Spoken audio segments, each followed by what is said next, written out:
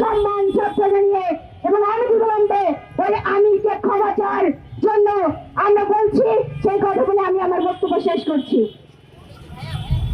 ধন্যবাদ আপনাকে। আমাদের মাঝখানে এখন সংহতি জানিয়ে বক্তব্য রাখবেন অধিকার কর্মী সুস্মিতা সরকার।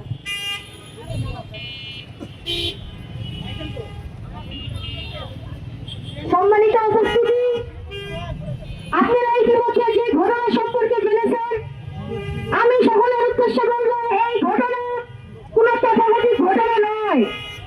এই ঘটনা 1971 থেকে আজকে 26 পর্যন্ত এই ঘটনা ধারাবাহিকভাবে চলে আসছে। 1971 সালে একটি বাচ্চা শিশুর জন্মকন্দন থেকে একটি বৃদ্ধর মৃত্যুর কান্নার সুর পর্যন্ত প্রতিটি শ্রেণীর মানুষ বাংলাদেশের মুক্তিযুদ্ধকে সমর্থন করেছেন। কিন্তু একটি মাত্র শ্রেণী গোষ্ঠীর মানুষ আমাদের মুক্তিযুদ্ধকে সমর্থন করেনি।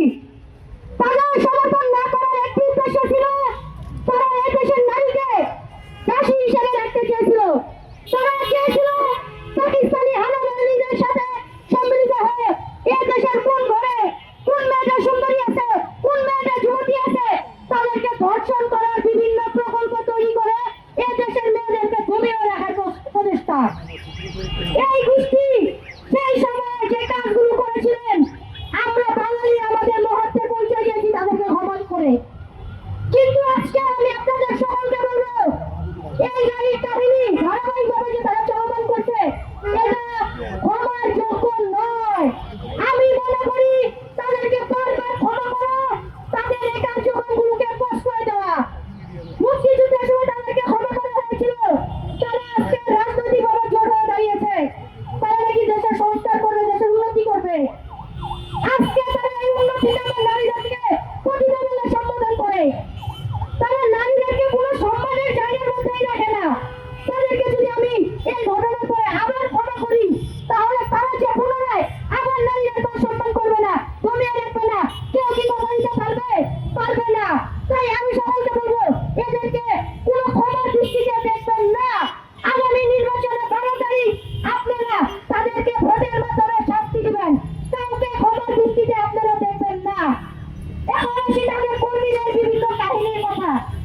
আপনারা বিভিন্ন বিশ্ববিদ্যালয় ভিত্তিক যে রাজনীতি হয়, সেগুলোর মধ্যে আপনারা দেখতে পাবেন তাদের যে কর্মীগুলো আছে তারা কিভাবে মেয়েদের অপমান করে। তারা আমাদের সম্মুখের সামনে মানবকে দাঁড়িয়ে করিয়ে বিভিন্ন অজস্র বৃষ্টি ভাষায় মেয়েদের যৌনাঙ্গ নিয়ে বৃষ্টি ভাষায় গালিগালাজ করে তারা বলে ছিঁড়ে ফেলবে। এই লোকগুলো কিভাবে মেয়েদেরকে সম্মান করে এই দেশের নারী মমতা বাস্তবায়ন করবে, নারীদেরকে সম্মান দিবে? আপনারা কি বলতে পারবেন? পারেন না। তাদের বিভিন্ন নেতা কর্মী বিশ্ববিদ্যালয়ের মেয়েদেরকে বিভিন্নভাবে বুলিং করে, সেটা অনলাইনের মাধ্যমে সরাসরি ভাবে এবং গুপ্ত হবে। এভাবে তারা আমাদের দেশের নারীদেরকে জমিয়ে রাখার চেষ্টা করছে। একজন নারী হয়ে থাকে একজনের মা, একজনের স্ত্রী, একজনের বোন, আরো বিভিন্ন সম্পর্কে। এই নারীদেরকে যথেষ্ট সম্মান করা প্রতিটা পুরুষের দায়িত্ব। সে একজন পুরুষ হয় না, সে মানুষের কাতারেই পড়ে না আমি বলে মনে করি। তারপরে তো সে পুরুষ হবে। তার ঘরেও তো বউ আছে, তার স্ত্রী সে তো কোনো একটা কর্মসংস্থানের অংশীদার, তাই না?